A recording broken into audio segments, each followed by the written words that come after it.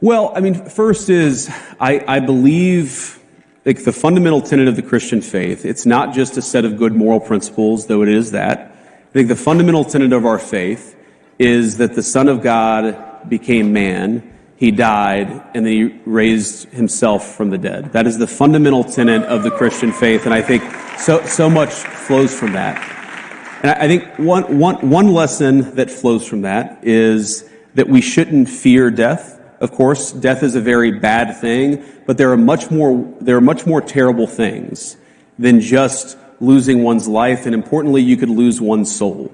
And I think whether it's fighting for the unborn or fighting for peace and security for our citizens, I want us to be the kind of society where my kids can grow up to be virtuous young people, can be good young Christians, of course, because that's what I'm trying to raise them to be. And that's what our public policy is trying to do. Creating the space where moms and dads can raise their children in their faith to become good young people who believe the things that I do. That is what I'm trying to create, is the space for you, of course, to raise your children as you see fit, but the space for me to raise my kids to be the kind of young people that I think they ought to be.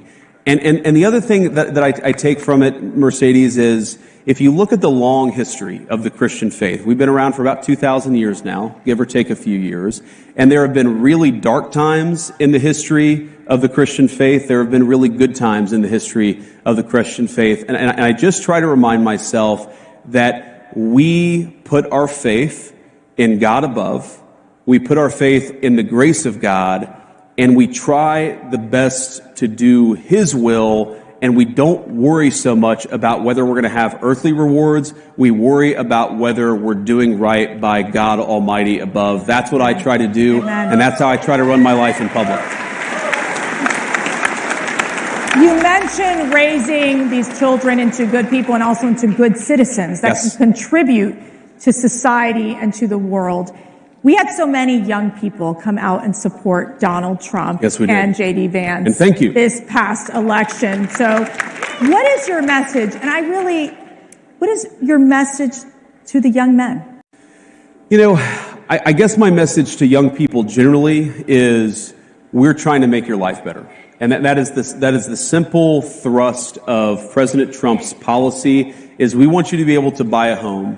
We want you to be able to work a good job. We want you to be able to raise your kids, like I said, according to the values that you believe in. And we want you to be able to build a nice life in this country that all of us love. That is what we're trying to do. And, you know, you guys more than anybody, more than me, I'm talking about people under the age of 30 in particular, you guys are going to have to deal with the consequences of good policy or of bad policy for much longer than the rest of us. And I want you guys to think about the future and ask yourself, do you want safe communities? Do you want a prosperous life? Do you want to be able to work a good job? Or do you want that job shipped off to China or somewhere else? We're fighting for you every single day. We want you to help fight for us because we've got to win. Not just the policy battles of the next couple of months. We've got to win the midterm elections in a couple of years. We need you. We recognize that we need you, and we're fighting for you every single day. And I think, you know, you asked me, you know, my message to young men is I think that our culture sends a message to young men that you should suppress every masculine urge.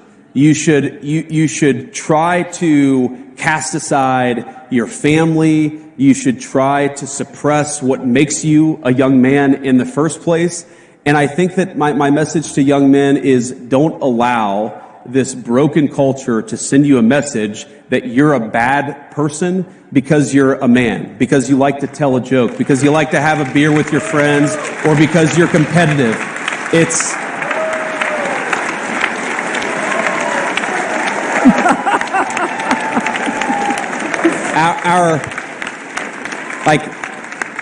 our message, the cultural message, and I think the president's and mine is the exact opposite, but our cultural message is, I think that it wants to turn everybody, whether male or female, into androgynous idiots who think the same, talk the same, and act the same. We actually think God made male and female for a purpose. And we want you guys to thrive as young men and as young women. And we're going to help with our public policy to make it possible to do that. And by the way,